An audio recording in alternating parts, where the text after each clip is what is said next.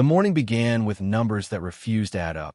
Sarah Mitchell sat at her kitchen table in the thin gray light before dawn, the kind of light that belonged to people who counted pennies rather than dreams.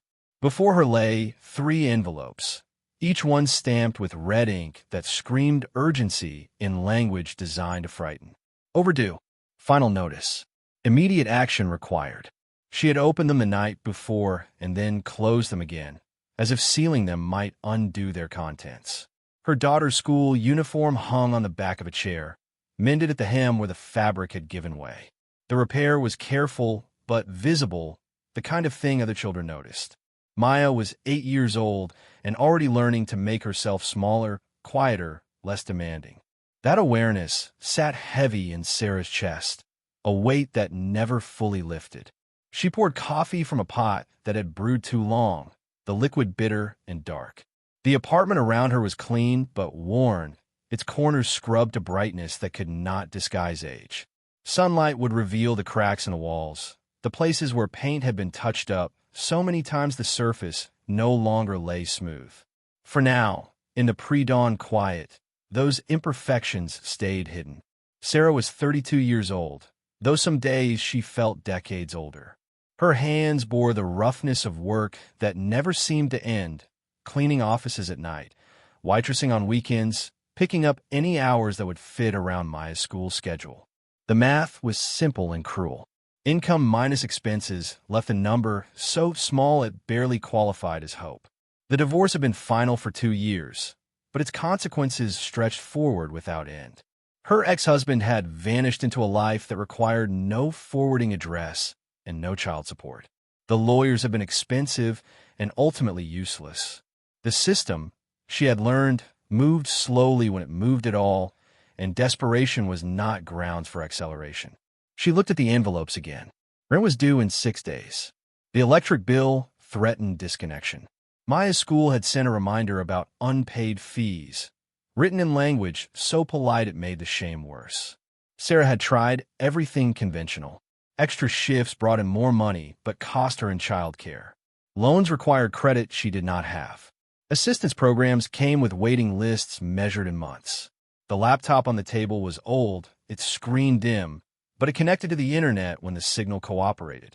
She had fallen into the habit of searching late at night, typing desperate combinations of words into search engines. Make money fast. Opportunities no one else wants. Auction lots. Liquidation sales.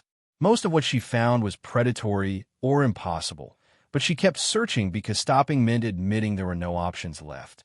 That was how she had found the listing.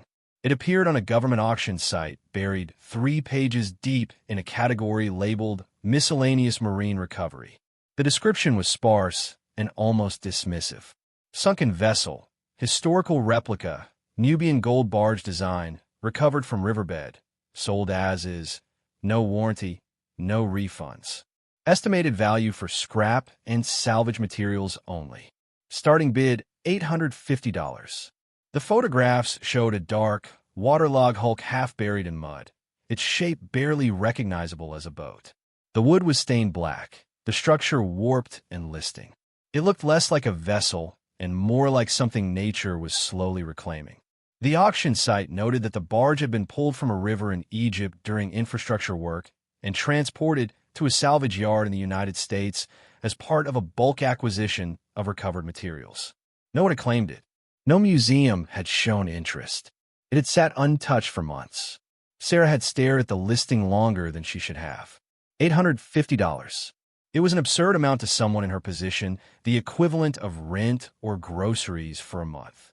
But it was also far less than the bids on other items, less than the cars with blown engines, less than the storage unit contents people gambled on. And something in the description caught her attention. Nubian gold barge design. Historical replica.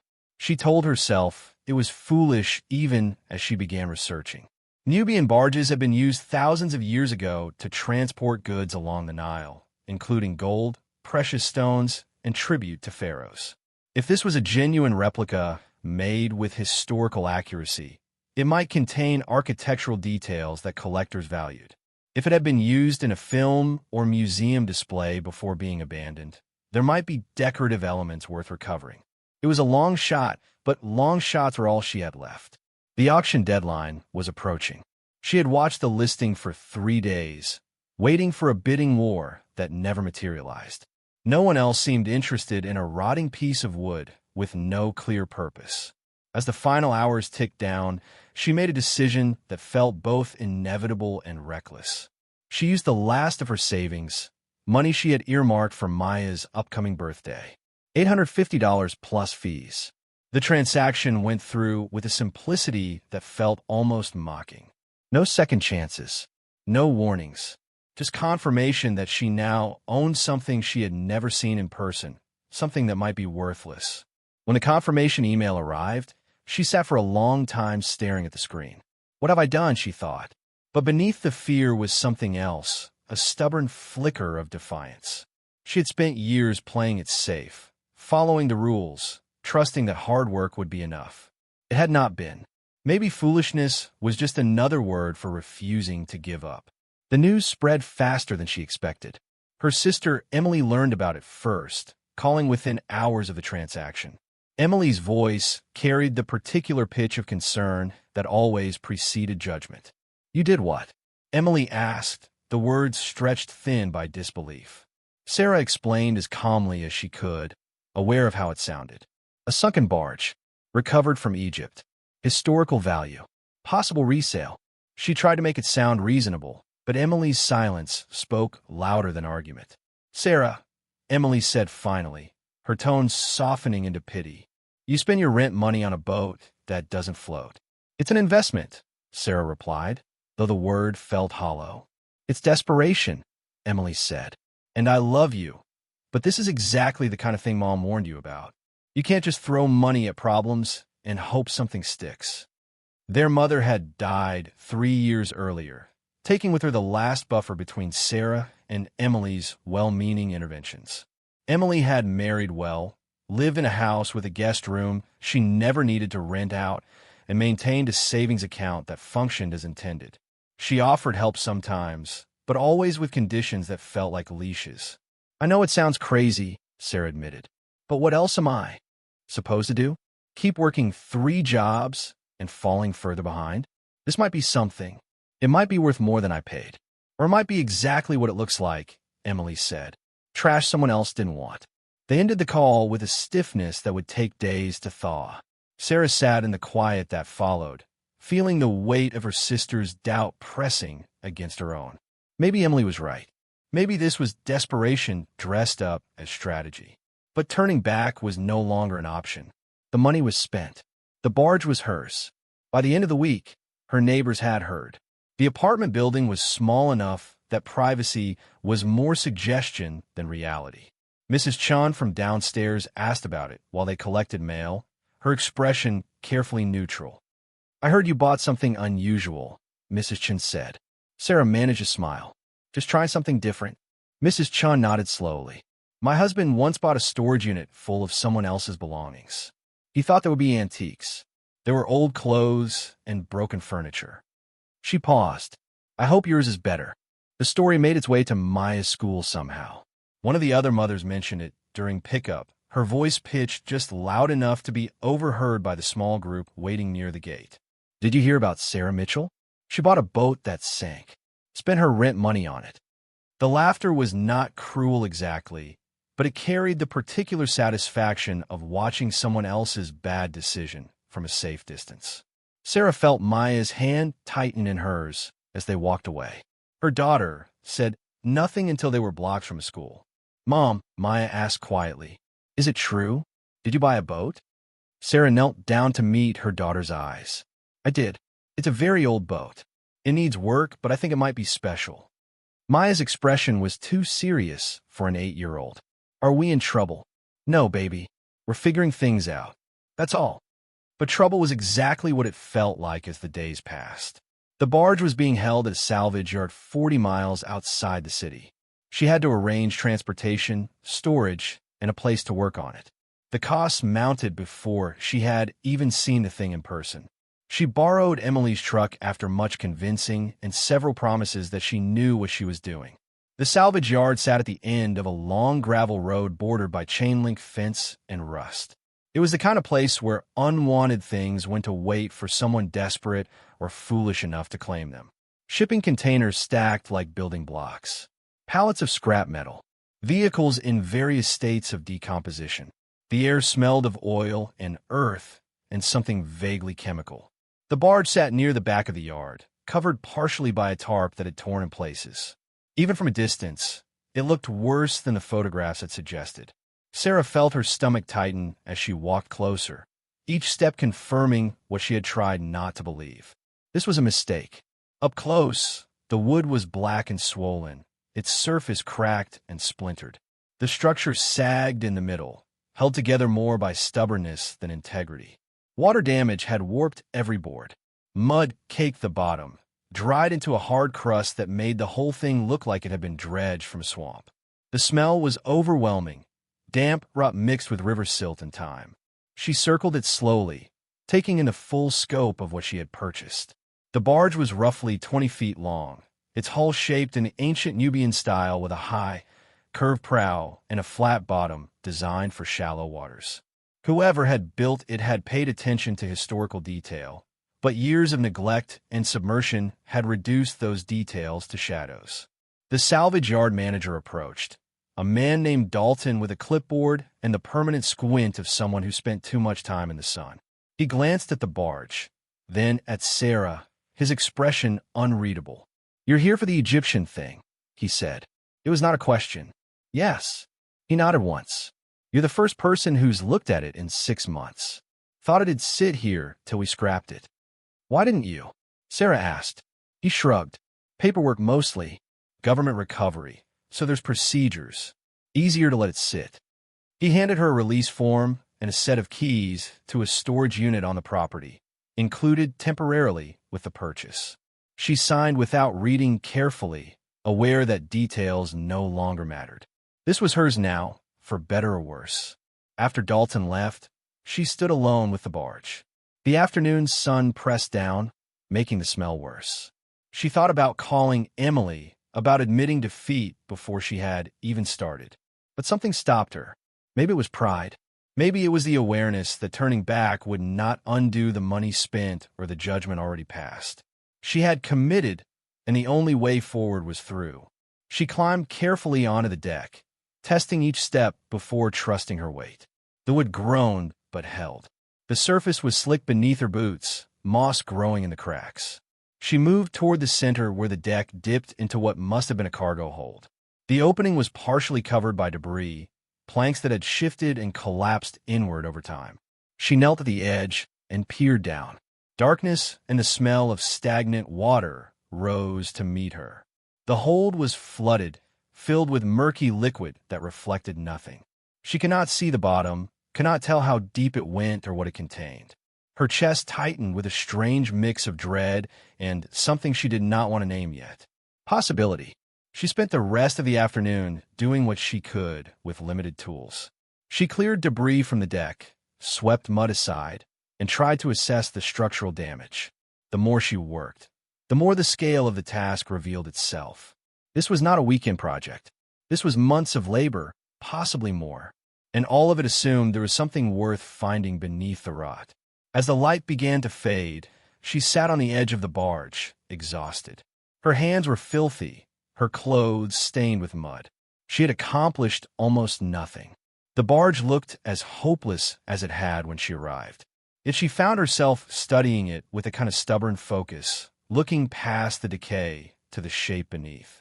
Someone had built this with care once. Someone had carved those details into the prow, had fitted those joints, had imagined this vessel moving through water. She pulled out her phone and took photographs, documenting the condition.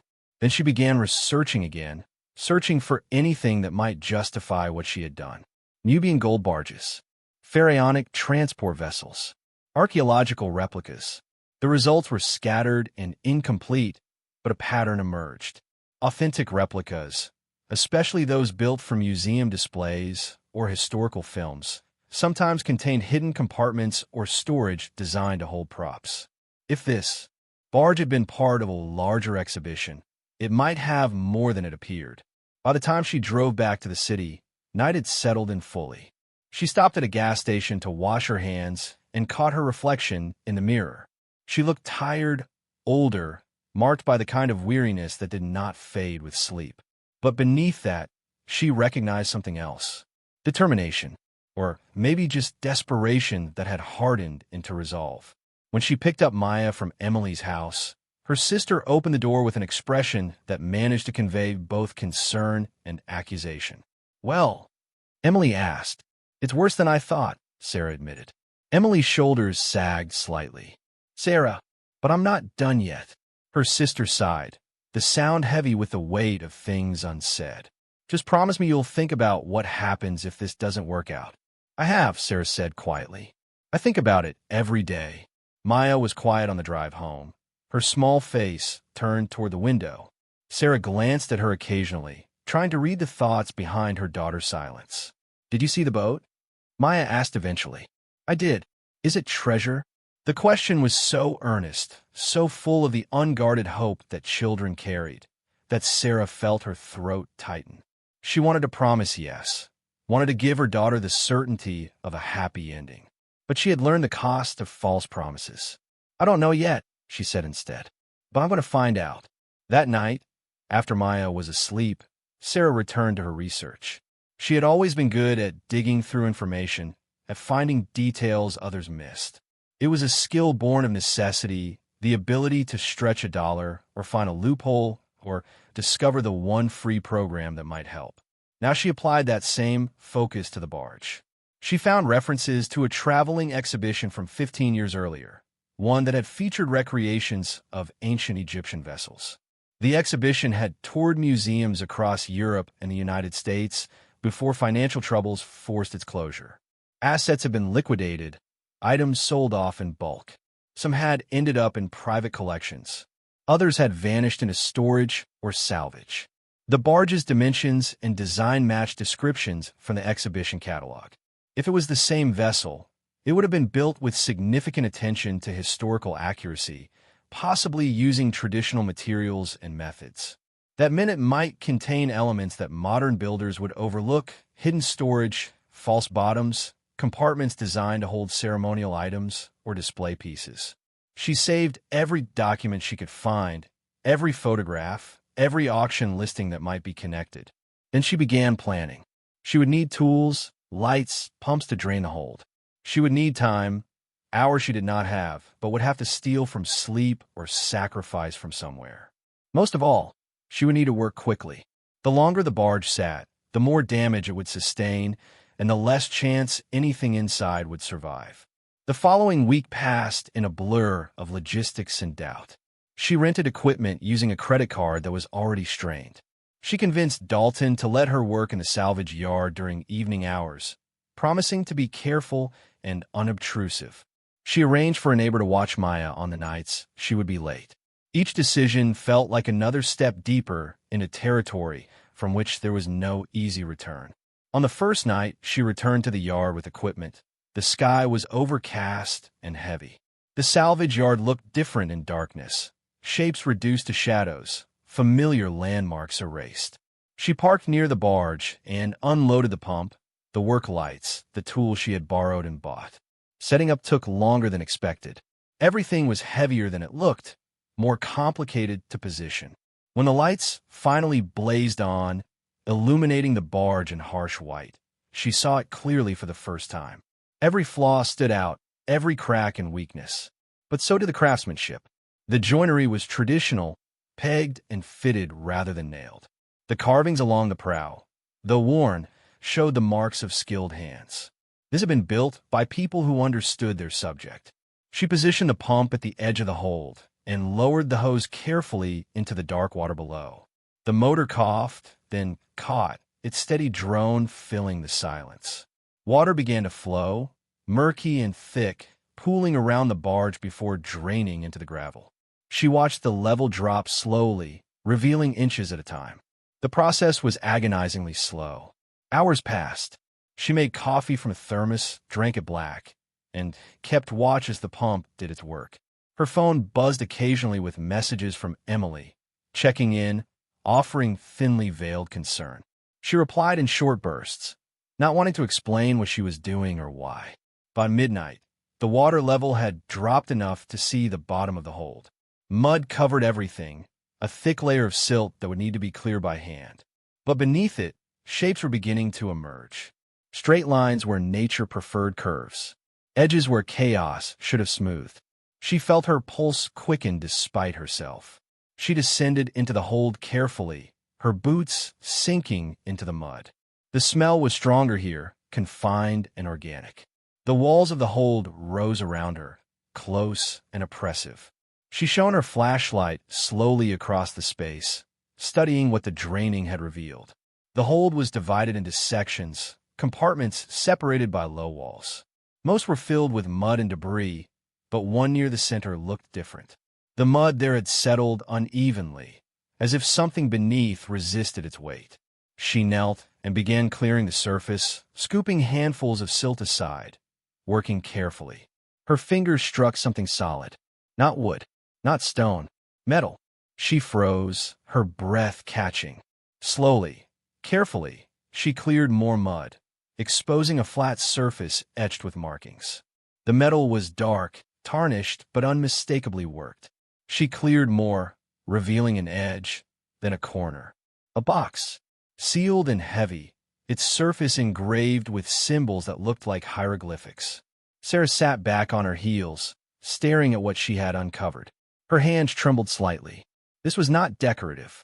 This was deliberate. Someone had placed this here, sealed it, intended for it to remain hidden. She thought of the exhibition, of items displayed and then stored. But this did not look like a prop. This looked like something real. She spent the next hour clearing more mud, exposing the full outline of the box. It was roughly 2 feet long, a foot wide, made of what looked like bronze or copper beneath the corrosion. The engravings covered every surface, dense and intricate. She photographed it from every angle, documenting its position before she touched it further. When she finally tried to lift it, the weight surprised her. It was far heavier than it should have been if hollow. Something was inside. She carried it, carefully up out of the hold, and set on the deck beneath the work lights. Under direct illumination, the details became clearer. The hieroglyphics were not random. They followed patterns she recognized from her research, cartouches, and symbols associated with royal tombs and sacred objects. Her heart pounded as she studied the seal along the edge. It was intact, unbroken. Whatever was inside had not been opened in years, possibly decades, possibly longer. She did not open it that night. The hour was late, and she needed to think clearly. She wrapped the box carefully in a tarp and locked it in the storage unit Dalton had provided. Then she cleaned up, shut down the equipment, and drove home in a daze. As she lay in bed, exhausted and unable to sleep, her mind raced with possibilities. What had she found? A prop from the exhibition, carefully crafted, but ultimately worthless? Or something else entirely? Something that had been hidden deliberately, preserved against time? The questions circled, relentless and thrilling. For the first time since buying the barge, she felt something other than dread. She felt the faint, fragile edge of hope. The next morning, Maya noticed the change immediately. "You look happy," her daughter said over breakfast. Sarah smiled. "A real one. I found something. Treasure. Maybe," Sarah said. "I don't know yet." Maya's eyes lit up with the kind of pure excitement children held so easily. "Can I see it?" "Soon," Sarah promised. "When I know what it is." The sealed box sat on Sarah's kitchen table for 2 days before she found the courage to open it. Not because she was afraid of what might be inside, but because opening it would force her to confront reality. As long as it remained sealed, it could be anything. Schrodinger's treasure, existing in a state of infinite possibility. Once opened, it would become fixed, definite, and most likely disappointing. But possibility did not pay rent. On the 3rd morning, with Maya at school and the apartment silent, Sarah spread a clean sheet across the table and carefully positioned the box at its center. She had researched methods for opening corroded seals, watched videos, read conservation guidelines. The seal itself appeared to be a mixture of wax and resin, ancient in style, but surprisingly well-preserved given the barge's condition. She worked slowly, using a thin blade to ease along the seam, applying gentle heat from a hairdryer to soften the seal without damaging whatever lay beneath. The process took over an hour. Her hands cramped. Sweat gathered at her temples despite the cool air. When the seal finally gave way with a soft crack, she paused, heart hammering. The lid lifted smoothly, revealing interior wrapping. Linen, or something similar, yellowed with age and stiff with preservative. She unwrapped it layer by layer, her movements reverent despite her skepticism. Props could be made to look authentic. Movie studios spent millions on convincing fakes. The first object emerged wrapped in its own cloth. When she peeled back the final layer, lamplight caught on gold. Not the brassy shine of plated metal or costume jewelry, but the deep, soft glow of something pure. A small statue, no larger than her hand, depicting a seated figure with the head of a jackal. Anubis. The craftsmanship was extraordinary, every detail crisp despite centuries of existence. If this was a replica, it was the finest she had ever seen. Beneath it lay more objects, each wrapped with the same care. A scarab carved from lapis lazuli, its surface etched with hieroglyphics. A ceremonial dagger with a handle inlaid with semi-precious stones. A small cylinder seal showing a pharaoh receiving tribute. A collection of gold rings, their surfaces worn smooth by hands long dead. And at the bottom, wrapped in silk that disintegrated at her touch, a papyrus scroll sealed in its own protective case. Sarah sat back, staring at the collection spread before her. Her first thought was that this could not be real. Her second thought was that she had no idea how to determine if it was. Her third thought, arriving with cold clarity, was that if any of this was genuine, she had just opened something that did not belong to her. Something that belonged in a museum, or to a government, or to people who would have many questions about how a single mother from a bad neighborhood came to possess ancient Egyptian artifacts. She took photographs of everything, then carefully rewrapped each piece and returned them to the box. Her hands shook slightly as she sealed the lid again with tape, a poor substitute for the original seal, but enough to keep it closed. She hid the box in her bedroom closet, buried beneath winter clothes that would not be touched for months. The weight of what she had found settled over her like a physical thing. She needed expert opinions, but asking the wrong person could lead to confiscation, legal trouble, or worse. She thought of Emily's warnings, of her neighbor's laughter, of every skeptical voice that had told her this was foolishness. They had been wrong, but being right carried its own dangers. That afternoon, she made a decision. She would seek authentication, but carefully. She would start with someone who had no stake in the outcome, no connection to law enforcement or cultural agencies. Someone who dealt in historical objects professionally, but operated in the gray spaces where questions were not always welcome. She found him through research and careful inquiry. Marcus Webb, an antiquities dealer who maintained a small shop in the historic district, the kind of place tourists walked past without noticing. His online presence was minimal, but the references she found suggested knowledge and discretion. People who wanted to sell inherited collections without paperwork. People who needed valuations without official documentation. People like her. His shop was exactly as she imagined, narrow and dim, smelling of old paper and incense. Glass cases lined the walls, filled with items that looked expensive but not ostentatious. Ancient coins, small sculptures, pottery fragments mounted on black velvet. Marcus himself was in his 60s, gray-haired and sharp-eyed, wearing reading glasses that hung from a chain around his neck. She had brought only one item, the Anubis statue, wrapped carefully and carried in a plain bag. She placed it on his counter without preamble. "I need to know if this is real," she said. Marcus unwrapped it slowly, his expression unchanging. He studied it for a long moment, then reached for a jeweler's loupe and examined the surface in silence. He tested the weight, scraped a tiny sample from the base where it would not show, applied chemical Sarah did not recognize to the scraping, and watched the reaction. Finally, he set it down and looked at her. "Where did you get this? Does it matter?" "It might." His voice was neutral, but his eyes had sharpened with interest. "If you stole it, I want no part of this." If you inherited it, I need provenance. If you found it, I need to know where and how. Sarah chose her words carefully. I purchased a salvage boat at government auction. This was inside. He absorbed this, turning it over in his mind. The government sold you a boat with this inside. They sold me a boat. They had no idea what was inside. Neither did I. Marcus picked up the statue again, studying it with renewed focus. This is late period 26th dynasty, if I'm reading the style correctly. Possibly Sate period craftsmanship. The gold is pure, maybe 95%. The workmanship is consistent with temple offerings from that era. Sarah's mouth went dry. So it's real. It appears to be yes. He set it down gently, as if afraid it might shatter. Do you understand what you have here? No, she admitted. That's why I came to you. He was quiet for a moment, then seemed to come to a decision. This piece alone, authenticated and sold properly, could bring anywhere from $80,000 to $150,000 at auction. Possibly more if there's bidding competition.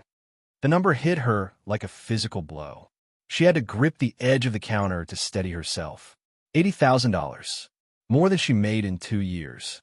Enough to pay every debt, to move out of the apartment, to give Maya a life without constant fear. And if there are more? She asked, her voice barely above a whisper. Marcus's expression grew cautious. How many more? I don't know yet. The boat is still being excavated. He leaned back, crossing his arms. Then you need to be very careful. If you found a cache, if this is part of a larger collection, you're dealing with something that will attract attention. The kind of attention that asks questions you may not want to answer. What do you suggest? Document everything before you move anything else. Photograph the location, the condition, the context. If anyone challenges your ownership, you'll need proof that you acquired this legally. The boat came from a government auction, which is good. But if this collection was hidden deliberately, someone might argue it was never the government's to sell. Sarah felt a chill run through her. What are you saying? I'm saying the law around found objects is complicated, especially objects with cultural significance. If these came from Egypt originally, the Egyptian government could claim them. If they were part of a museum collection that was stolen or lost, the museum could claim them. You need documentation showing clear chain of custody from the boat to you. She thanked him and left with the statue re-wrapped in her bag, her mind racing. Clear chain of custody, government auction, legal acquisition.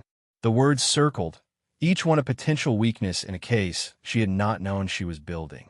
That night, she returned to the salvage yard. The barge sat exactly as she had left it, dark and patient under the pale lights. She had already begun thinking of it differently, not as a rotting piece of wood, but as a time capsule, a vessel that had carried secrets through decades of neglect to deliver them into her hands. She spent the next 3 nights excavating the hold methodically, documenting every step. She photographed the mud before clearing it, marked the position of each object she found, measured distances, recorded depths. What emerged was staggering not just in value, but in scope. A second sealed container held more jewelry. Gold armbands engraved with cartouches. Pectoral ornaments inlaid with turquoise and carnelian. Rings bearing royal seals. Each piece was crafted with a skill that made modern jewelry look crude by comparison. A third container held ceremonial objects. Canopic jars, smaller than traditional, but exquisitely detailed. A bronze sistrum that still chimed when carefully shaken. A collection of Ushabti figures, each one unique, carved from different stones. The fourth container changed everything. It was larger than the others, sealed with multiple layers of protection. When Sarah finally opened it, she found not objects but documents. Papyrus scrolls in protective casings, each one marked with notations in multiple languages: English, French, German, Arabic. Catalog numbers, authentication stamps, museum accession marks. Her hands trembled as she read. These were not reproductions. They were not props. They were genuine artifacts, cataloged and authenticated, part of a collection that had belonged to a private museum in Cairo. The dates on the documents range from the 1920s to the 1940s. And at the bottom of several pages, stamped in fading red ink, was a single word that made her blood run cold. Repatriation. She researched through the night, following threads that grew darker with each search. The private museum had been shut down in the 1950s amid accusations of illegal acquisitions and trafficking. Its collection had been seized by authorities, but significant portions had vanished before they could be cataloged. For decades, those missing pieces have been the subject of international investigations and legal battles. They represented not just monetary value, but cultural heritage, pieces of history that belonged to Egypt and its people. And now they sat in a salvage yard in North America, found by a woman who had been looking for anything that might save her from drowning in debt. Sarah understood then the magnitude of what she faced. This was not a simple inheritance or a lucky find. This was a legal and ethical minefield. The artifacts were priceless, but claiming them might destroy her. Selling them might send her to prison. Returning them might leave her with nothing but the moral satisfaction of doing the right thing, while Maya's school threatened expulsion over unpaid fees. She sat in her car outside the salvage yard as dawn broke, watching lights spread across a world that suddenly seemed far more complicated than it had been when she woke. The choice before her was impossible. Keep the artifacts and risk everything. Report them and gain nothing. Try to sell them quietly and become a criminal. Each path led to consequences she could not fully imagine. Her phone buzzed. A text from Emily. "How's the boat project going? Still think it was a good investment?" The question, innocent enough on its surface, carried the weight of every doubt her sister had ever voiced. Sarah stared at it for a long moment, then typed a response. "Better than expected. I'll explain soon." She did not explain. Not yet. Because the moment she told anyone what she had found, she would lose control of the narrative. The story would spread, mutate, take on a life of its own. She would become either a hero or a thief, either the lucky fool or the calculating criminal, and the truth, messy and complicated, would be lost in the noise. Instead, she went to work. She cleaned offices through the night, as she always did, her mind only half present as her hands moved through familiar motions. She served tables on the weekend, smiling at customers who left small tips and smaller concern for the woman refilling their coffee. She picked up Maya from school and helped with homework and made dinner from ingredients that stretched to cover multiple meals. And in between, in the stolen hours when exhaustion should have claimed her, she continued excavating the barge. Each night revealed more. A collection of funerary masks, their gold leaf still clinging to wood that should have rotted centuries ago. A set of bronze tools used in mummification, their edges still sharp. A sealed jar containing what appeared to be natron, the salt used in preservation, still granular and white after thousands of years. By the end of the second week, she had cataloged over 200 individual items. The documentation from the containers suggested the total value exceeded $800 million, though that number felt abstract, too large to have meaning. What mattered was that each piece represented possibility, not just for her, but for Maya, for a future that did not involve choosing between electricity and food. The problem was that keeping them required becoming someone she was not. A criminal, a smuggler, someone who profited from stolen heritage while claiming ignorance. The artifacts might have been lost to bureaucracy and accident, but their origin was not in doubt. They belonged to Egypt. They belonged to museums and scholars and the descendants of the people who had created them. But did Egypt care about Sarah Mitchell? Did museums concern themselves with single mothers who worked 3 jobs and still fell behind? Did heritage advocates weigh the value of artifacts against the value of a child's education, a family's stability, a woman's desperate attempt to survive? She knew the answer. She had always known it. Systems did not care about individuals. They cared about laws and precedents and principles that looked clean on paper but ignored the messy reality of human need. The breaking point came from an unexpected direction. Dalton, the salvage yard manager, appeared one evening while she was working. He had mostly left her alone, content to let her do whatever she needed with the barge as long as she followed basic safety protocols. But tonight his expression carried something different. curiosity mixed with suspicion. "You've been spending a lot of time with that thing," he said, nodding toward the barge. Sarah straightened, suddenly aware of how exposed she was. "It's more interesting than I expected. Find anything worth the price you paid?" The question was casual, but his eyes were sharp. She had been too visible, too dedicated. Normal people did not spend weeks excavating a piece of junk in a salvage yard. Normal people cut their losses and moved on. "Mostly wood and mud," she said, keeping her tone light. "But the construction is fascinating. I might be able to salvage some of the decorative elements." He nodded slowly, unconvinced, just making sure everything's above board.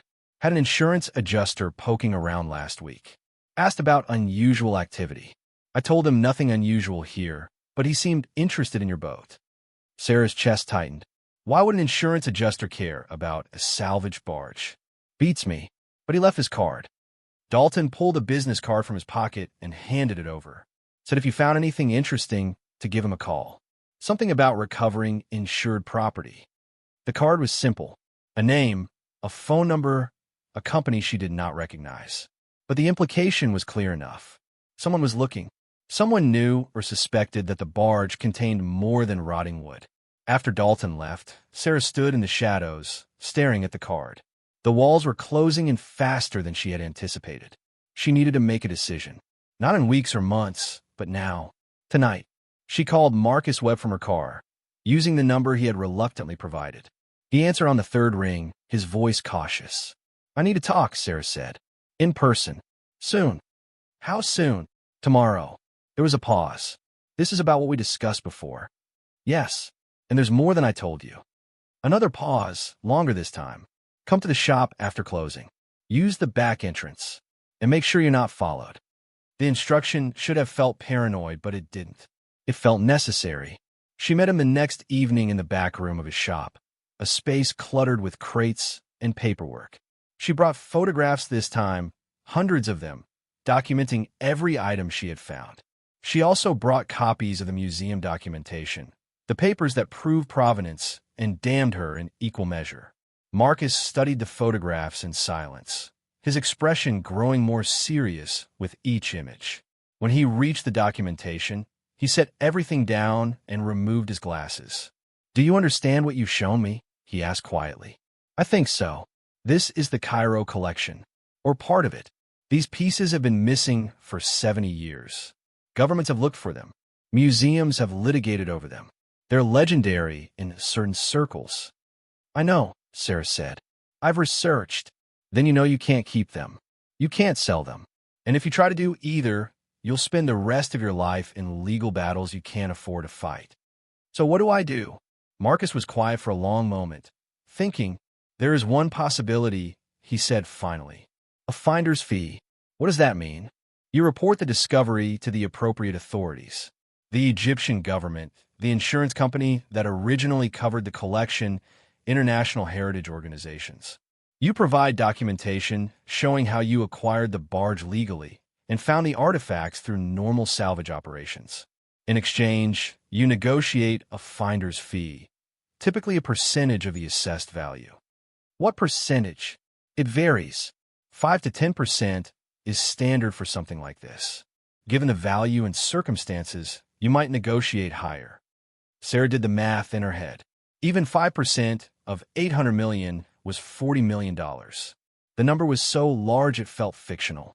She could not hold that much possibility in her mind without it dissolving into abstraction. "What are the risks?" she asked. "That they refuse. That they argue the artifacts were always government property and you're entitled to nothing. That they claim you tampered with evidence or concealed the discovery. That the legal process takes years and bankrupts you before resolution." He paused. "But the alternative is keeping them illegally and living in fear, or trying to sell them on black markets where you'll be exploited by people far more dangerous than insurance adjusters." Sarah closed her eyes. The right choice was obvious, even if it was the hardest one. She could not keep what did not belong to her, no matter how desperately she needed it. But she could fight for compensation. She could negotiate from a position of having done the right thing. "How do I start?" she asked. Marcus reached for his phone. "I know. People. Give me 48 hours to make inquiries. In the meantime, you secure everything. Document the barge's location. Make sure nothing can be taken or disturbed without your knowledge. And Sarah? He met her eyes. Be prepared for this to get complicated. Very complicated, very quickly. She left the shop feeling lighter and heavier at the same time. Lighter because the decision was made. Heavier because the path ahead would be longer and harder than she had imagined. When she returned to the salvage yard that night, something was different. She noticed it immediately, the small signs that someone had been there. A tarp pulled differently than she had left it. Mud disturbed near the hold. A storage container's lock showing fresh scratches. She checked her hidden documentation. Everything was still there, but the positions had shifted slightly. Someone had searched. Someone was no longer just watching. She gathered everything valuable that night, every photograph, every document, every piece of evidence that proved what she had found and how. She made copies, stored them in separate locations, entrusted one set to Marcus with instructions to release them if anything happened to her. It felt melodramatic, but the insurance adjuster's card and the disturbed tarp suggested drama was no longer optional. Maya noticed her mother's tension. Children always did, reading adult moods with the precision of seismographs detecting distant tremors. "Are you okay, Mom?" she asked over breakfast. Sarah managed a smile. "I'm fine, baby. Just dealing with grown-up stuff. Is it about the boat?" "Yes. Did you find treasure?" Sarah thought about how to answer. The truth was complicated, but Maya deserved honesty, at least in principle. "I found something important," Sarah said carefully. "Something that might help us. But it's also something that belongs to other people, so I have to figure out how to do the right thing." Maya processed this with the seriousness of a child who had learned too young that life rarely offered simple answers. "Will we be okay?" "Yes," Sarah said, and she meant it. Somehow, regardless of how this resolved, they would be okay. Because they always had been. Because surviving was what they did. But belief did not shield her from the consequences that were already in motion, gathering speed and force as word of her discovery began to spread beyond the small circle she had tried to contain it within. By the end of the week, her story was no longer her own. The call came 3 days after she had given Marcus permission to make inquiries. Sarah was at work, halfway through a late shift cleaning office buildings, when her phone vibrated with an unknown number. She almost ignored it, but something made her answer. "Ms. Mitchell." The voice was professional, measured, carrying the accent of someone who had learned English formally. "My name is Dr. Rashid Hassan. I represent the Egyptian Ministry of Antiquities. I understand you have made a significant discovery." Sarah's heart hammered as she stepped into an empty conference room, closing the door behind her. "Yes," she said carefully. "I believe I have. Mr. Webb has shared preliminary documentation with us. The materials appear consistent with the missing Cairo collection. We would like to send a team to verify the discovery and discuss next steps. Would you be willing to meet?" "Yes," she said again, because there was no other answer. The moment she had contacted Marcus, this had become inevitable. "Excellent. We can have representatives there within 48 hours. In the meantime, I must ask that you secure the site and prevent any further disturbance. These artifacts, if authentic, are of immeasurable cultural importance." After the call ended, Sarah stood in the silent room, her reflection visible in the darkened window. She looked small and tired, a woman in a cleaning uniform holding a phone that had just connected her to a world far beyond anything she had imagined. She wondered if this was how it felt when life pivoted, when the ordinary collapsed and something else rushed in to take its place. The Egyptian delegation arrived exactly when promised, but they were not alone.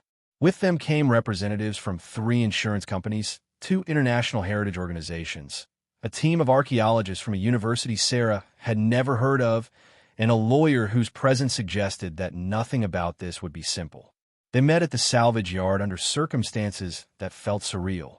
Dalton had been both cooperative and suspicious, agreeing to close the yard to other business for the day, while making it clear he expected no trouble. The delegation arrived in a convoy of vehicles that looked out of place among the rusted metal and abandoned machinery. Dr. Hassan was younger than Sarah had expected, perhaps in his early 40s, with sharp eyes and the careful movements of someone who handled fragile things professionally. He greeted her with warmth that felt genuine despite the formal circumstances. "Ms. Mitchell," he said, extending his hand. "Thank you for your cooperation. What you have done, contacting us rather than attempting to conceal or sell the artifacts, speaks to your character." Sarah shook his hand, aware of the others watching. "I wanted to do the right thing," she said simply. "Many people would not have," Hassan replied. "Let us see what you have found." The examination took hours. The team moved through the barge with methodical precision, documenting every item, cross-referencing catalog numbers, taking samples for analysis. Conversations happened in multiple languages. Technical terms Sarah did not understand flying between experts as they confirmed what she had already known. This was real. All of it. One of the archaeologists, a woman named Dr. Chun, emerged from the hold with tears in her eyes. She held a small statue carefully, as if it might dissolve at rough handling. "This is from the Temple of Karnak," she said, her voice thick with emotion. "We have records of it being stolen in 1943. For 80 years, it was lost. And now—" She looked at Sarah with an expression that mixed gratitude and something close to awe. "You found it." As the day progressed, the magnitude of the discovery became clear to everyone present. This was not simply a collection of valuable objects. It was a fragment of history, pieces that connected the ancient world to the modern, that filled gaps in understanding and answered questions scholars had debated for generations. The cultural value exceeded any monetary assessment. But monetary assessment happened anyway. The insurance representatives huddled with their documentation, comparing the artifacts against policies that had been written when the collection first went missing. The numbers they discussed were staggering: settlements paid out decades ago, appreciation of value over time, clauses about recovery and restitution. By late afternoon, Hassan requested a private conversation. They sat in Dalton's office, a space that smelled of coffee and diesel, while the examination continued outside. "The Egyptian government wishes to express its profound gratitude," Hassan began.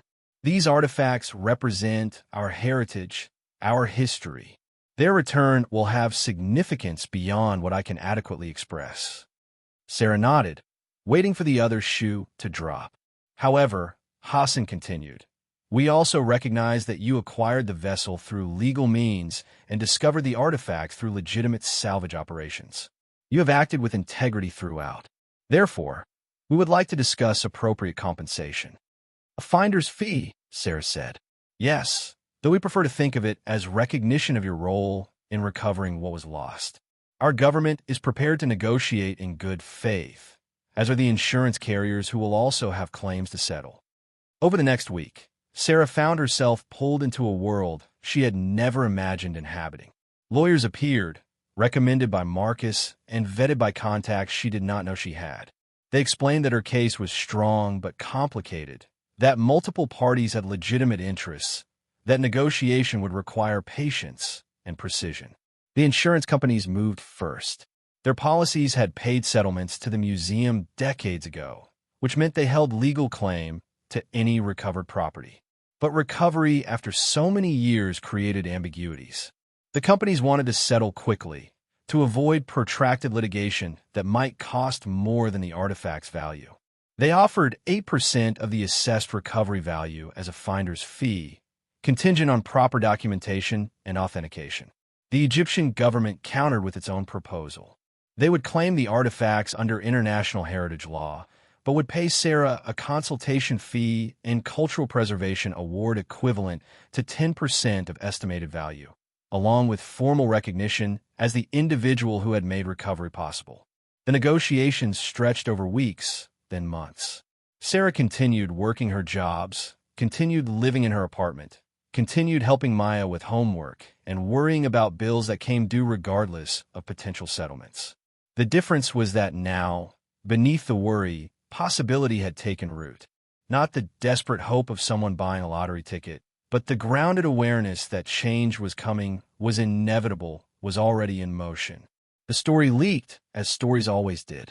A local reporter got wind of the discovery, and published a brief article. Then a national outlet picked it up. Then international media arrived, cameras and microphones and questions that came faster than Sarah could answer them. The attention transformed her overnight. The single mother who had been mocked for buying a rotting barge was now the woman who had found a priceless treasure. The narrative shifted, rewrote itself, painted her as either lucky or brilliant, depending on who was telling it. Emily called after the first major news story broke. For a long moment after Sarah answered, there was only silence. Then her sister's voice, small and tight. "You found $800 million worth of Egyptian artifacts." "I found artifacts," Sarah said carefully. "The value is still being determined." "Sarah," Emily said, and her voice cracked. "I'm sorry. I'm so sorry. I told you it was foolish. I told you to give up. I was wrong." The apology should have felt like vindication. Instead, it felt complicated, weighted with years of complicated sisterhood and well-meaning judgment. "You were trying to protect me," Sarah said. "I was being condescending," Emily replied. "You saw something I couldn't see. You took a risk I was too afraid to imagine. And you were right." The neighbors stopped laughing. Mrs. Chun from downstairs brought her dinner one evening, homemade dumplings that steamed in their container. "I never doubted you," she said, though they both knew it was not entirely true. "You have vision." The other mothers at Maya's school transformed their mockery into sudden friendship. Invitations appeared, offers of coffee, questions about how Sarah had known, what research she had done, whether she had always believed in following instincts. The transparency of it should have angered her. Instead, it made her sad. People revealed themselves and how they treated success versus struggle, and most revealed themselves as fair-weather friends. But some responses carried genuine warmth. A teacher who had quietly waived fees when Sarah could not pay them approached her after school pickup. "I'm glad," the woman said simply. "You work harder than anyone I know. You deserve something good." Maya navigated the attention with the resilience children often showed.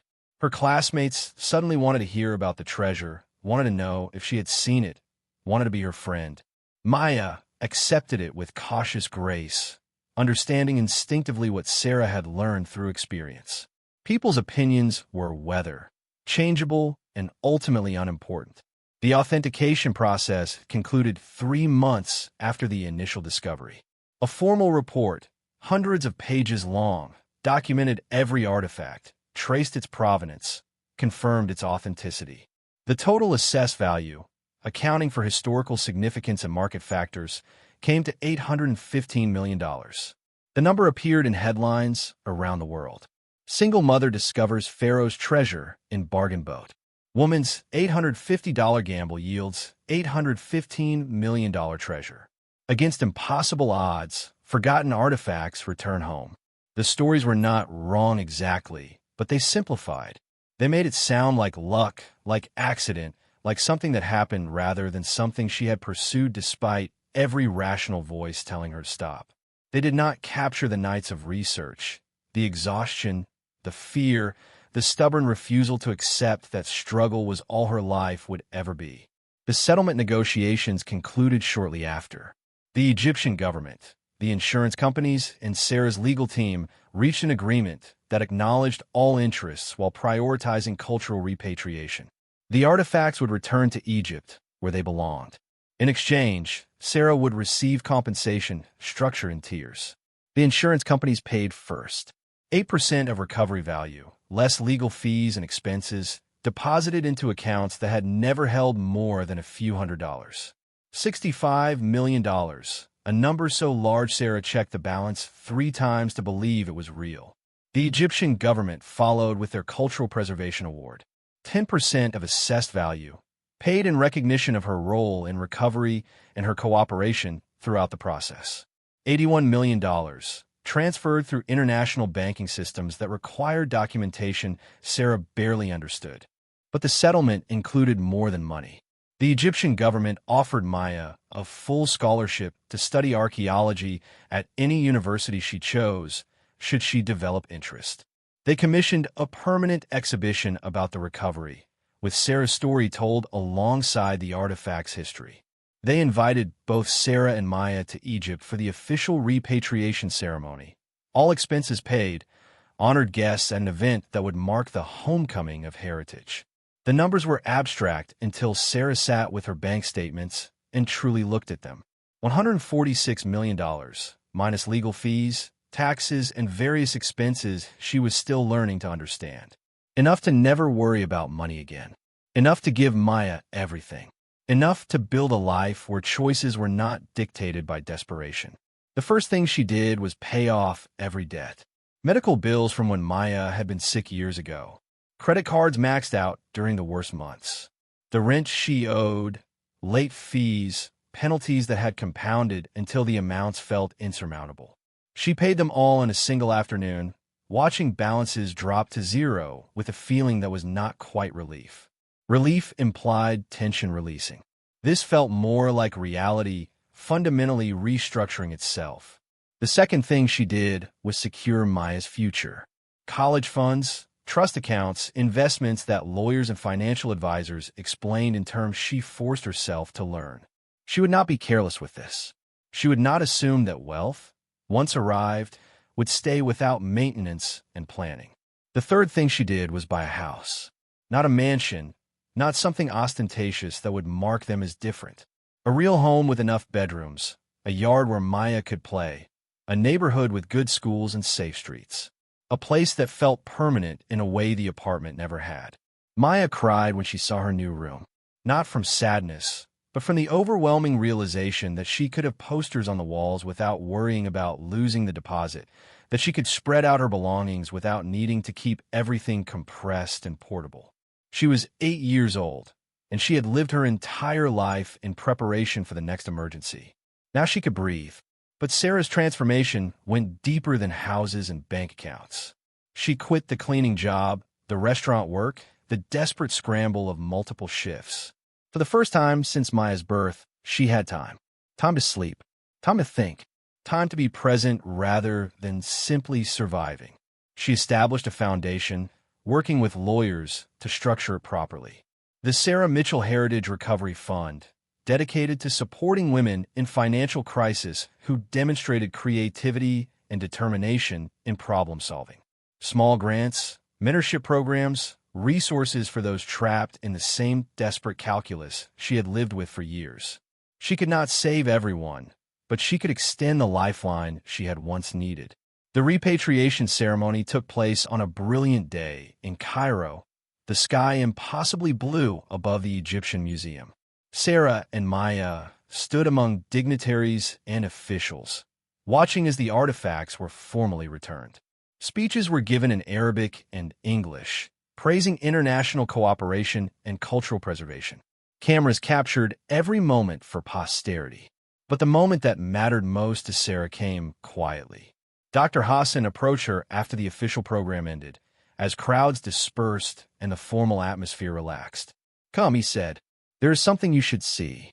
He led her and Maya through corridors restricted to the public, past conservation labs and storage areas, until they reach a room being prepared for permanent exhibition. There, carefully lit and displayed, were the artifacts she had found. But more than that, there was context. Photographs showed the barge as she had found it, documented her excavation process, explained the discovery in panels written for public understanding. And at the center, a photograph of Sarah herself. Not glamorous, not posed. It showed her in the salvage yard, mud-stained and exhausted, kneeling beside the barge with an expression of determination that told a story more honest than any headline.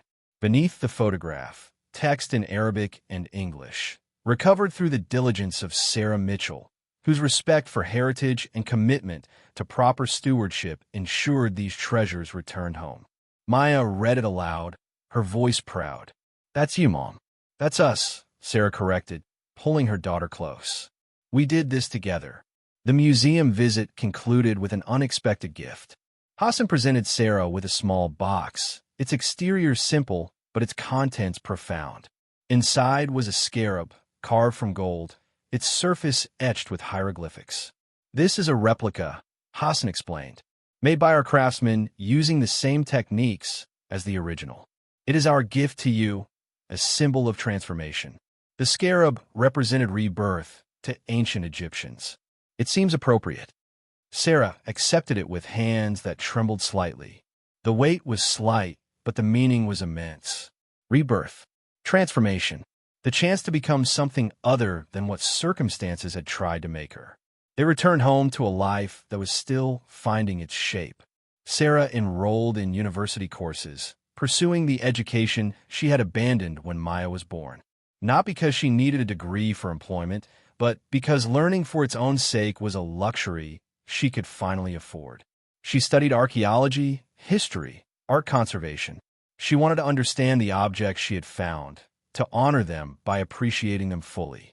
Maya thrived in ways that broke Sarah's heart and healed it simultaneously. She joined after-school programs without worrying about fees. She invited friends over without embarrassment. She began talking about the future in terms of what she wanted rather than what might be possible. The weight of poverty lifted slowly from a child's shoulders, but Sarah saw it happening, watched her daughter's posture straighten, her smile come easier. Emily visited often now, their relationship healing in the way damaged things healed when both parties committed to repair. They sat in Sarah's new kitchen, drinking coffee that cost more than Emily's, but somehow tasted the same, talking about things that mattered and things that didn't. "Do you ever regret it?" Emily asked one afternoon. "All the stress, the risk, the fear?" Sarah thought about the question seriously. "No," she said finally. "I regret that it had to be that hard. I regret that the system is built in a way that makes desperation look like the only option for people like me. But I don't regret taking the chance." "You could have lost everything." "I was already losing everything," Sarah said quietly.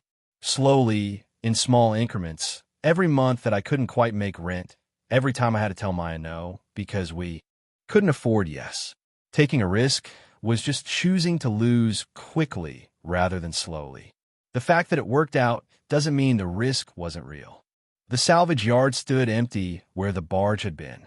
Dalton had sold it eventually, not because it was worth anything, but because the space had value and the wood was simply wood once the treasures were removed. Sarah thought about it sometimes, that dark hull that had carried secrets through decades of neglect. It had been a vessel in the oldest sense, carrying something precious from one time to another, waiting for the right person to receive what it had protected. She wondered about the original owners, the people who had hidden the artifacts in a barge bound for storage or disposal. Had they known what would happen? Had they hoped someone would eventually find what they could not safely reveal? Or had they simply been desperate themselves, hiding evidence of theft or smuggling, never imagining it would remain concealed for so long? The questions had no answers, but she thought about them anyway. History was built on such mysteries, on the space between what was known and what could only be imagined. She had become part of that history now, her name linked forever to the recovery of heritage. It was strange and humbling and oddly satisfying. A year after the discovery, Sarah was invited to speak at a conference on cultural preservation. She stood at a podium facing academics and professionals who had spent their lives in fields she was only beginning to understand. She had prepared remarks, but found herself setting them aside, speaking instead from the heart. "I'm not an expert," she began. "I'm a single mother who made a desperate choice and got lucky. But I learned something through this process. Heritage belongs to everyone, but access to it is not equal. The artifacts I found were priceless, but so was the time I had to invest in finding them. Time is a luxury that poverty does not allow." She paused, gathering her thoughts. When we talk about preserving the past, we need to also talk about preserving the present, about creating conditions where people don't have to choose between survival and doing the right thing. I was able to report my discovery because people helped me understand that I wouldn't be punished for honesty. But how many others have found things and hidden them because they couldn't afford the risk of transparency? The audience listened in silence as she continued. "The artifacts are home now, where they belong. But I want us to remember that recovery is not just about objects. It's about trust. It's about systems that reward honesty instead of punishing vulnerability. It's about recognizing that the person who finds treasure might be the person who needs it most, and figuring out how to honor both the heritage and the human. The applause that followed was warm and sustained. People approached her afterward with questions, with stories of their own, with appreciation for perspective they admitted they had not considered. She was not an expert, but she had lived an experience they had only studied. That gave her authority of a different kind. The months accumulated into years. Maya grew, her interests expanding beyond what Sarah could have predicted. She developed a passion for marine biology rather than archaeology, fascinated by the way water preserved and transformed. She talked about studying conservation, about protecting oceans the way her mother had protected heritage. Sarah supported it fully, understanding that the best gift she could give was freedom to choose. The foundation flourished, helping dozens of women navigate crises that threatened to pull them under.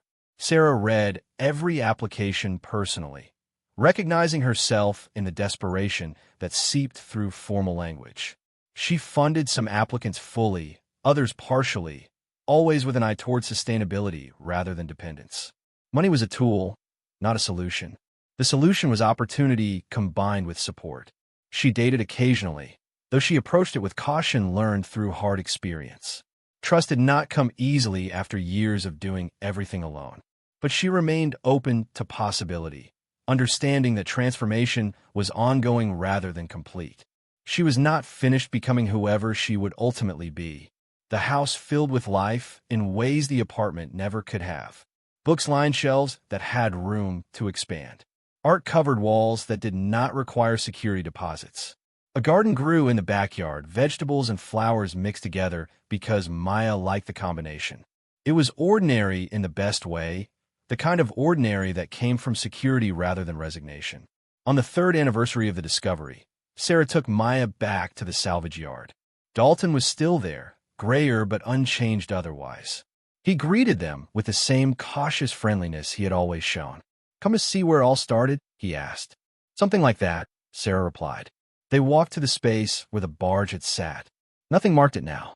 The ground was level, covered with gravel, indistinguishable from any other section of the yard. But Sarah remembered exactly where it had been, could picture its dark shape against the pale lights. "You know what I think about sometimes?" Maya asked, looking at the empty space. "I think about all the other things that might be hidden, waiting for someone to find them." "There probably are," Sarah agreed. "But most people wouldn't look," Maya said. "They just see junk." "That's true." Maya was quiet for a moment, then asked, "How did you know to look?" It was a question Sarah had asked herself many times. The honest answer was that she had not known. She had gambled. She had hoped. She had refused to accept that survival required giving up on anything beyond survival. But Maya deserved a better answer than that. "I think," Sarah said slowly, "that when you have nothing to lose, you see possibilities other people miss. Not because you're smarter, but because you're desperate enough to try things that look foolish to everyone else. Most of the time, those things are foolish. But sometimes, they're the only way through." They stood together in the fading afternoon light, mother and daughter, looking at empty ground that had once held everything. The salvage yard continued its business around them, indifferent to the significance of the spot. That was appropriate somehow. The world did not mark its transformations with permanent monuments. It kept moving, kept accumulating new stories, kept offering chances to people brave or desperate enough to reach for them. As they turned to leave, Sarah thought about the journey that had started with 3 red-stamped envelopes and impossible math. She thought about the nights of research, the mockery, the fear, the moment when metal had wrung out beneath layers of mud. She thought about Dr. Hassan's words. Rebirth. Transformation. The scarab sat in her home office, displayed in a case where light caught its golden surface. She saw it every day, a reminder that sometimes the most valuable discoveries came wrapped in mud and doubt, hidden in places no one thought to look, waiting for someone desperate or determined enough to dig. She had been that person, against all odds, against all advice, against the weight of circumstances that should have crushed her. She had dug. And in digging, she had found not just treasure, but proof that she was capable of more than survival. She was capable of hope, even when hope looked foolish. She was capable of seeing value where others saw waste. She was capable of changing not just her life, but the small corner of the world she touched. The barge was gone, returned to elements, or repurposed into something new. The artifacts were home, displayed for millions to appreciate. But the story remained, living in the choices she continued to make, in the foundation that carried her name, in the daughter who had learned that courage sometimes meant bidding $850 on a rotting piece of wood and believing it might contain miracles. She had been right, not because of magic or destiny, but because she had been willing to be wrong in pursuit of something better. And that willingness, more than any treasure, was what had transformed everything. The first time Sarah saw the settlement amount in her bank account, she was standing in a grocery store. She had stopped to check her balance on her phone before deciding whether she could afford the name-brand cereal Maya preferred, a habit so deeply ingrained that breaking it would take years. The numbers appeared on the screen, and for a moment her brain refused to process them. $65 million. Her hand trembled so badly she nearly dropped the phone. A woman behind her in line cleared her throat impatiently. Sarah moved forward mechanically, placing items on the conveyor belt without seeing them. The cashier rang up her purchases, announcing a total of $43.18. Sarah stared at the number, then at her phone, then back at the cashier. The disconnect between those two amounts, between the life she had lived yesterday and the reality of today, was so vast she felt dizzy. She paid in cash, bills she had carefully rationed from her last paycheck, and walked to her car in a daze. Sitting in the parking lot with grocery bags on the passenger seat, she called the bank's customer service line. A representative confirmed what the app had shown. The deposit was real. It had cleared. The money was hers. Sarah sat there for 20 minutes, watching people move through the parking lot with their carts and their ordinary concerns, and felt as though she were observing them from another dimension. These people worried about sales and coupons and whether they had enough for gas. She had worried about those things yesterday. Today she had more money than she could spend in 10 lifetimes. The discontinuity was so sharp it felt physical, as if reality had torn and she had fallen through into someone else's existence. When she finally drove home, she obeyed every traffic law with exaggerated care, suddenly terrified that something would happen, that she would crash or be struck or somehow lose everything before she had a chance to secure it. The paranoia was irrational but overwhelming. She gripped the steering wheel and drove 5 miles under the speed limit while other cars passed with irritated honks. The apartment looked different when she entered, though nothing had changed. The worn furniture, the patched walls, the careful organization born of having too little space for too many necessities. This was no longer her permanent reality. This was temporary, a way station she could leave whenever she chose. The knowledge transformed even the shabbiest corners into something almost nostalgic, as if she were already remembering them from a distance. Maya came home from school to find her mother sitting at the kitchen table, staring at her phone. "Mom," Maya asked, dropping her backpack, "are you okay?" Sarah looked up, and Maya must have seen something in her expression because the girl's face shifted into worry. "The money came," Sarah said quietly. "The first payment. It's real, baby. It's all real." Maya's eyes went wide. "How much?" Sarah told her, watching her daughter try to comprehend a number that had no context in their shared experience. Maya had grown up counting dollars, weighing purchases in terms of what would be sacrificed elsewhere.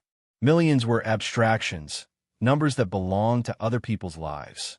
"That's more than 1,000, Maya said slowly, working through the math. "Much more.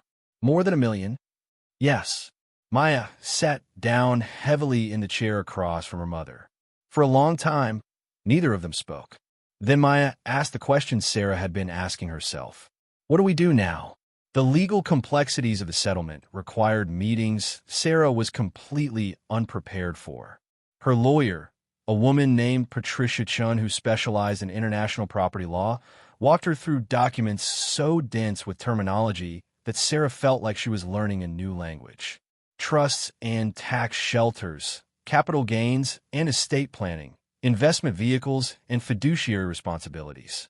Each phrase represented decisions that would shape not just her life, but Maya's, and potentially generations beyond. "You need to understand something," Patricia said during one marathon session in her office. "This kind of money doesn't just sit in a checking account. It works, it grows, it requires management. You'll need financial advisors, accountants, lawyers for different specialties. You're going to become a business unto yourself." Sarah felt the weight of that responsibility settling over her. "I just wanted to keep the lights on," she said quietly. Patricia's expression softened. "I know, but you did something extraordinary instead, and extraordinary actions have extraordinary consequences. We'll help you navigate this. You're not alone." The team Patricia assembled felt overwhelming at first. A financial planner who spoke in graphs and projections. A tax attorney who explained how to structure payments to minimize liability. An estate planner who talked about trust for Maya's education and future. An investment advisor who recommended diversification across assets Sarah had never heard of. Each one came with credentials and references and hourly rates that would have bankrupted her a month ago. They met in conference rooms with views of the city, rooms Sarah had cleaned late at night without ever imagining she would sit at the polished tables as anything other than the person emptying trash bins. The reversal felt surreal. The same building, the same floors, but now she entered through the front door during business hours, greeted by name, offered coffee in actual cups rather than disposable ones. During one particularly grueling meeting about investment allocation, Sarah excused herself to use the restroom. She stood in the marble-tiled bathroom, gripping the edge of the sink, and had to remind herself to breathe. The face in the mirror looked the same as always. Tired eyes, worry lines that had appeared too early, the expression of someone braced for the next crisis. But the crisis wasn't coming. That was what she could not quite absorb. The crisis had been averted permanently, irrevocably. A woman in an expensive suit entered, nodding politely at Sarah before disappearing into a stall. Sarah dried her hands and returned to the conference room, where people were making decisions about her money using terms like aggressive growth strategy and risk tolerance assessment. She listened, tried to understand, and eventually trusted Patricia's guidance. What else could she do? She had expertise in surviving, not in managing wealth. The media attention intensified after the settlement became public. News crews appeared outside her apartment building, cameras trained on the entrance, reporters calling out questions whenever she emerged. The other residents complained to the landlord, who called Sarah with barely concealed irritation. "You need to handle this," he said. "You're causing a disturbance." The irony was not lost on her. She had lived there for 6 years, always quiet, always on time with rent, never a complaint. Now, because her circumstances had changed in a way that brought attention, she was a problem. She gave notice the next day. Finding a new place to live became its own education. Real estate agents treated her differently once they understood her budget. Suddenly, properties appeared that had not been listed. Opportunities emerged that were not available to ordinary buyers. She toured houses with enough bedrooms for families 3 times their size, with pools and home theaters and wine cellars and features she had no use for. Maya accompanied her to viewings after school, wandering through rooms that echoed with their footsteps. In one mansion, she found her daughter standing in a bedroom larger than their entire apartment, tears streaming down her face. "Baby, what's wrong?" Sarah asked, kneeling beside her. "It's too much," Maya whispered. "I don't know how to be the kind of person who lives here." Sarah pulled her daughter close, understanding completely. "Neither do I," she admitted. "Maybe we find something in between, something that feels like home instead of a museum." They eventually found a house that felt right. Not the largest they had seen, not the most expensive, but warm and well-built with a yard where trees provided shade and a neighborhood where children played on sidewalks. For bedrooms, which felt extravagant until Sarah realized one could be an office and another a guest room for when Emily visited. A kitchen with enough counter space to cook without constantly shuffling things around. A living room where sunlight fell through large windows in the afternoon. This one, Maya said, standing in what would become her bedroom. This feels right. The process of moving revealed how little they actually owned. Years of poverty had taught them to travel light, to keep only what was necessary, to make do with less. The moving truck was half empty even after all their belongings were loaded. The movers kept asking if there was more, confused by the size of the new house compared to the volume of possessions. Sarah hired an interior designer, then fired her after 2 meetings. The woman kept suggesting furniture and decorations that felt like someone else's taste, elegant and expensive but cold. Sarah wanted warmth, wanted comfort, wanted a space where Maya could live fully without worrying about damaging something precious. They furnished the house slowly instead, buying pieces together, choosing things because they liked them rather than because they matched some aesthetic Sarah did not understand. The first night in the new house, they ordered pizza and ate it sitting on the floor of the empty living room, their voices echoing in the unfamiliar space. Maya fell asleep there, exhausted from the excitement of the day, and Sarah carried her to the new bedroom where a mattress lay on the floor waiting for a frame that would be delivered tomorrow. She tucked her daughter in, then returned to the living room and sat alone in the darkness, listening to the house settle around her. This was real. This was permanent. They were safe. The foundation launch required more planning than Sarah had anticipated. She met with nonprofit consultants who explained governance structures and board composition and IRS requirements for charitable organizations. She interviewed potential staff members, people with experience in social work and grant administration and financial management. She drafted mission statements and funding criteria and application processes, trying to create systems that would actually help rather than simply adding bureaucracy to desperation. The first grant application that arrived made her cry. A woman named Teresa, 38 years old, single mother of 3, working 2 jobs and still facing eviction. She had a business plan for a cleaning service, modest and practical, but lacked the capital to purchase equipment and bonding insurance. She needed $8,000. The amount was laughably small compared to Sarah's resources, but to Teresa, it represented the difference between drowning and surviving. Sarah approved the grant immediately, then called Teresa herself rather than sending a form letter. "Hello." The woman's voice was cautious, expecting bad news, because bad news was what people in their position learned to expect. "Teresa, this is Sarah Mitchell from the Heritage Recovery Fund. I'm calling about your application." A sharp intake of breath. "Yes, your grant has been approved. The full amount you requested, plus an additional $2,000 for operational expenses during your first 3 months." Silence, then a sound that might have been a sob choked back. "Are you serious?" "Completely serious. The money will be transferred within 48 hours. Teresa broke then, crying openly. "Thank you," she managed between gasps. "You don't know what this means. You can't know." "I do know," Sarah said quietly. "I was you 6 months ago." They talked for 20 minutes, Teresa sharing her story, Sarah offering encouragement and resources beyond just money. When the call ended, Sarah sat in her home office and understood why she had created the foundation. Not for recognition or tax benefits, but for this, for the sound of hope returning to someone's voice, for the knowledge that desperation could be interrupted, that the impossible could become possible with the right support at the right time. Over the following months, the foundation funded dozens of women. A nurse trying to finish her degree while supporting 2 children. A veteran with PTSD who needed capital to start a dog training business.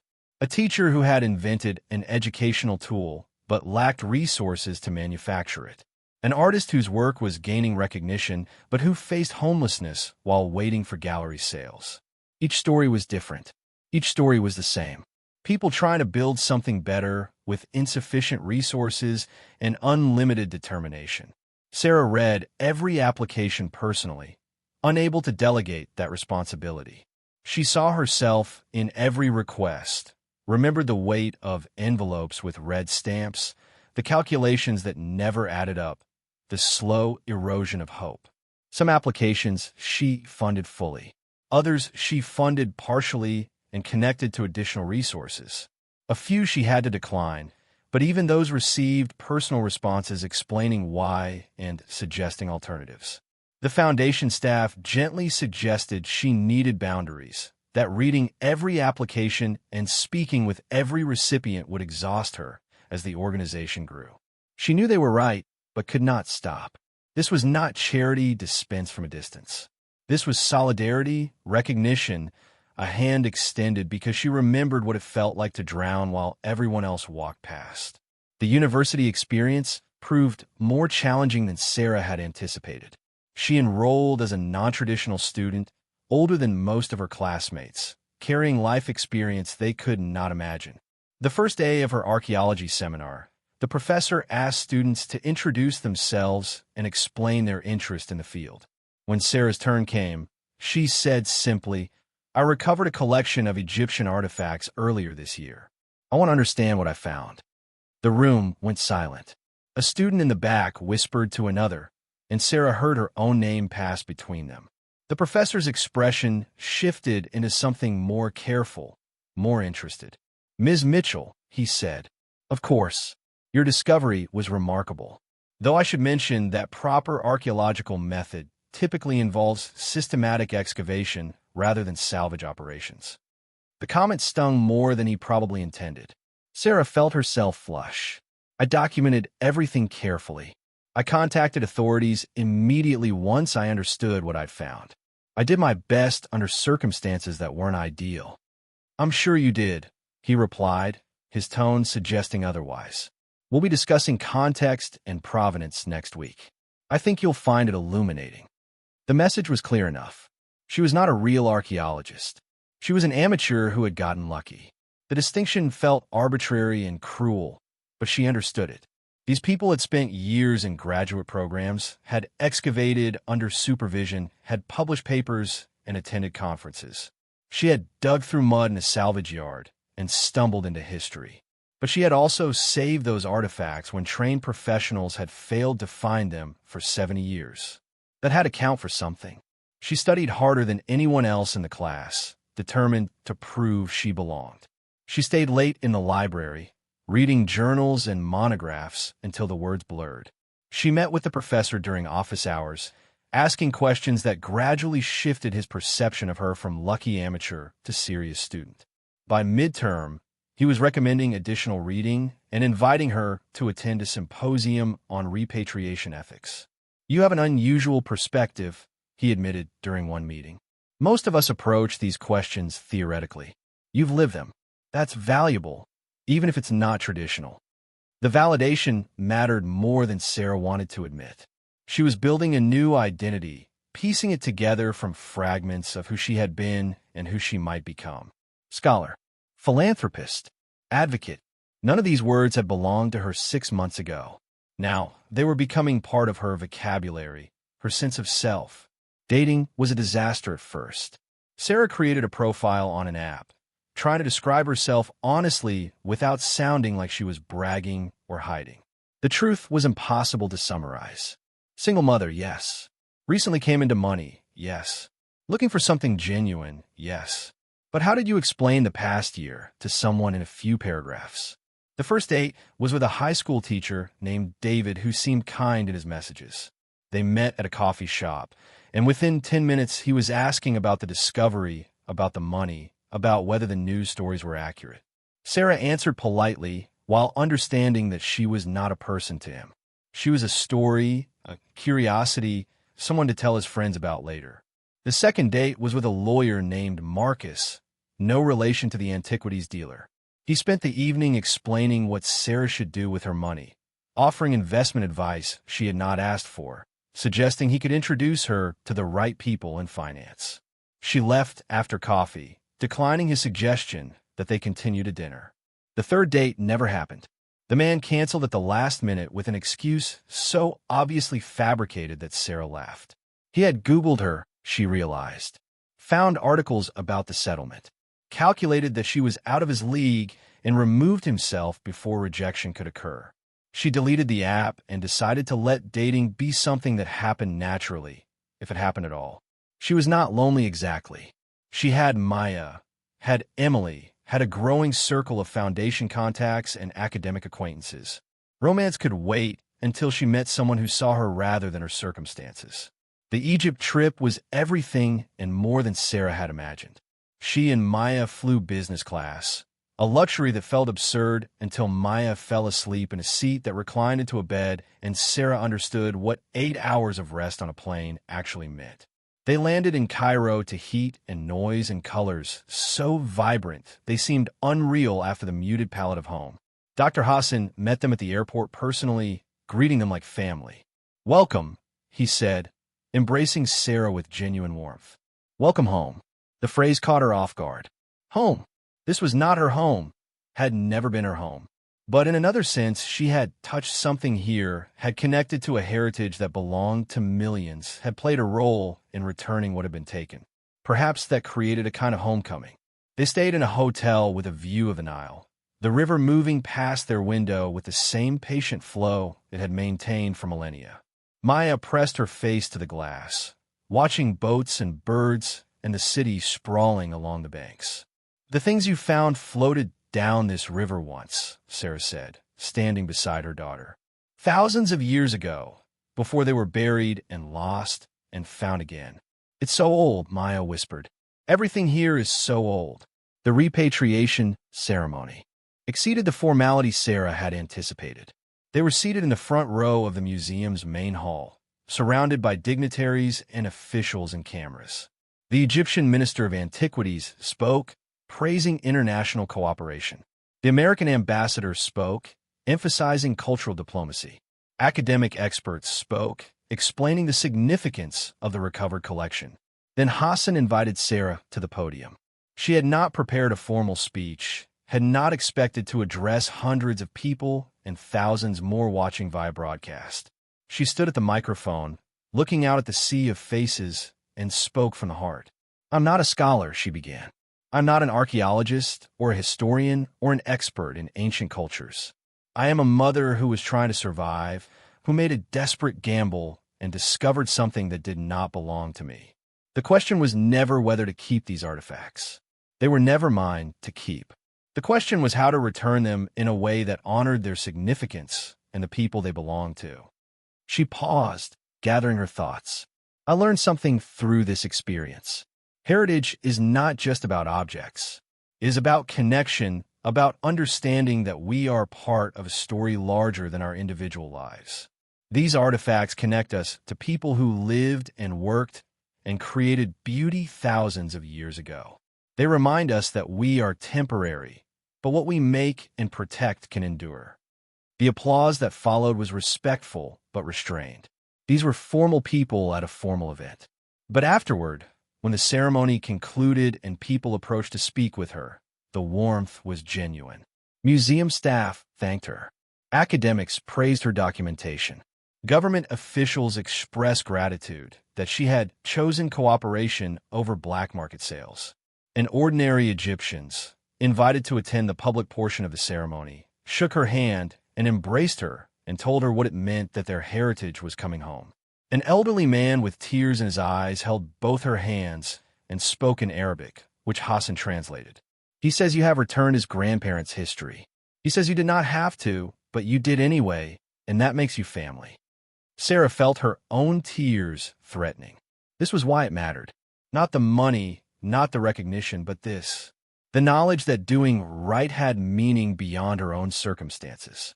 They spent a week in Egypt, touring sites Sarah had only seen in photographs. The pyramids, which were somehow more massive and more elegant than pictures suggested. The Valley of the Kings, where they walked through tombs carved into living rock. The Temple of Karnak, where columns rose toward the sky with impossible grace. Maya absorbed everything with the intensity of a child whose world was expanding in real time. On their last night, Hassan hosted a private dinner at his home. His wife served traditional dishes, explaining each one, while their children played with Maya in the garden. The adults sat on a rooftop terrace as the sun set over Cairo, drinking tea and talking about everything except artifacts and settlements. "What will you do now?" Hassan asked Sarah. "Now that this chapter is closed?"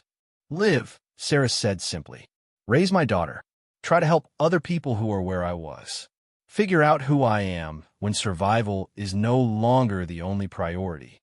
Hassan nodded thoughtfully. That last part may be harder than you expect. We become accustomed to struggle. Peace can be disorienting. It already is, Sarah admitted. I keep waiting for the next crisis. It's like I can't quite believe this is permanent. Give yourself time, Hassan's wife said gently. You have lived one way for many years. Learning to live differently takes patience. Flying home felt like crossing back into a different world. Egypt had been vivid and overwhelming, a place where history pressed close enough to touch.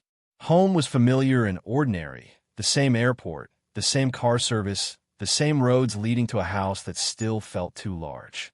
But Maya chattered the entire drive, reliving every moment of the trip, her excitement infectious. Sarah listened and smiled and felt something loosen in her chest. This was her life now. Not the struggle, not the fear, but this. A daughter who had seen the world. A home waiting for their return. Possibility stretching forward without the constant weight of dread. The foundation continued to grow, expanding beyond individual grants into systemic advocacy. Sarah hired staff with experience in policy work, people who understood how to lobby for changes that would help millions rather than dozens. They pushed for reform in social services, for better support for single parents, for programs that recognized how poverty created barriers to escaping poverty.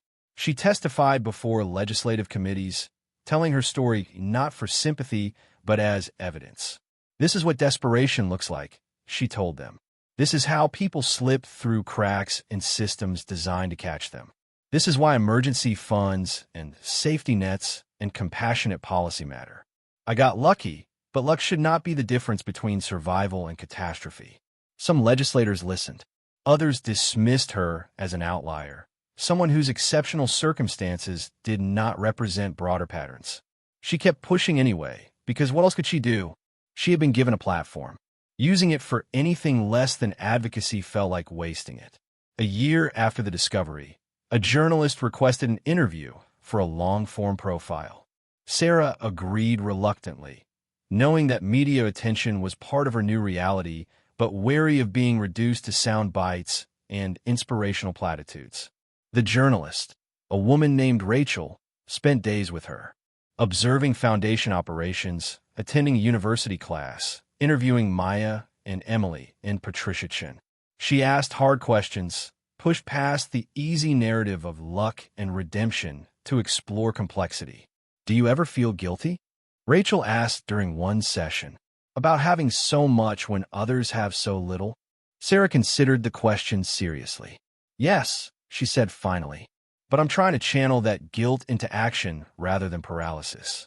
I didn't create the systems that produce inequality, but I can use my resources to challenge those systems, to help individuals navigate them, and to advocate for change. Guilt alone accomplishes nothing. Some critics say you're playing savior, that your foundation reinforces patronage dynamics rather than addressing root causes. Those critics aren't wrong, Sarah admitted. Individual grants don't fix systemic problems, but they keep people alive while we work on systems. Both matter. We need policy change, and we need immediate help for people who can't wait for policy to catch up with their needs. The article, when published, was nuanced and thoughtful. It captured Sarah's ambivalence about wealth, her commitment to using it responsibly, her awareness that luck rather than merit had transformed her circumstances. The response was mixed. Some readers praised her honesty.